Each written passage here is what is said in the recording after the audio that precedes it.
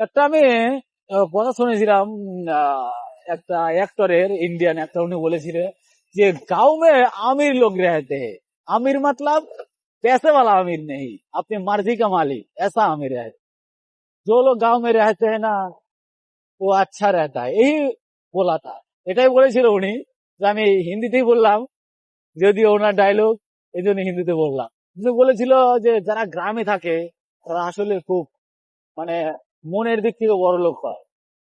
রাস্তাঘাট ফাঁকা, কোনো লোকজন নেই, সবাই গাড়ির জন্য দাঁড়িয়ে আছে, পুকুর। তো গ্রামে থাকুন, যদি অধিকাংশ লোকই শহরের দিকে ছোটে, তবে আমার গ্রামে ভালো লাগে। আমি যখন শহরে থাকতাম না, ওই অস্থিতিশীল পরিবেশ, এটাও ভালো লাগে না। যদি প্রকৃতি দেখতে চান তাহলে আপনার পকেট থেকে 100 টাকা খরচ করতে হবে। 100 টাকায় গাড়ি ভাড়া দিয়ে প্রকৃতির দিকে যেতে হবে। এই নদী দেখা যায়, একটু ক্ষেত দেখা যায়। আর গ্রামে দেখুন, দু চোখ যেদিকে যায় শুধু ক্ষেত আর ক্ষেত। এই প্রকৃতি ছেড়ে কি শহরে আমাদের মতো গ্রামের লোক থাকতে পারবে? অন্য কারো কথা জানি না, তবে আমি পারিনি। চলে আসছিলাম কিছুদিন থেকে, আবার হয়তো যাব, হতেও পারে কিছুদিনের মধ্যেই যাব ঘোরার জন্য।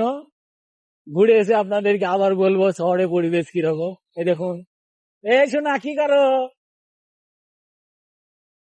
বাচ্চা কাচ্চারা খেত, তুমি খেত আর খেত। এই সবাই খেতে থেকে ক্ষেত থেকে আসলো, এই লোকটাকে দেখে বোঝাচ্ছে, লুঙ্গি মুঙ্গি উঁচু করানো, আমি ক্ষেত থেকে আসলো। এদিকে কেউ পেঁয়াজ লাগিয়েছে, কেউ বেগুন, আবার কেউ টমেটো, অনেক কিছু চাষ করেছে। এই দেখুন, অসাধারণ পরিবেশ। এই রাস্তার আগে আমি অনেক আগে এসেছিলাম, যখন 2-3 বছর আগে। এই যে দেখুন, এই যে বাচ্চাটা করছে কি, বড়ে গাদা ধরে, বড়ে কি আছে রে, বড়েই তো শেষ।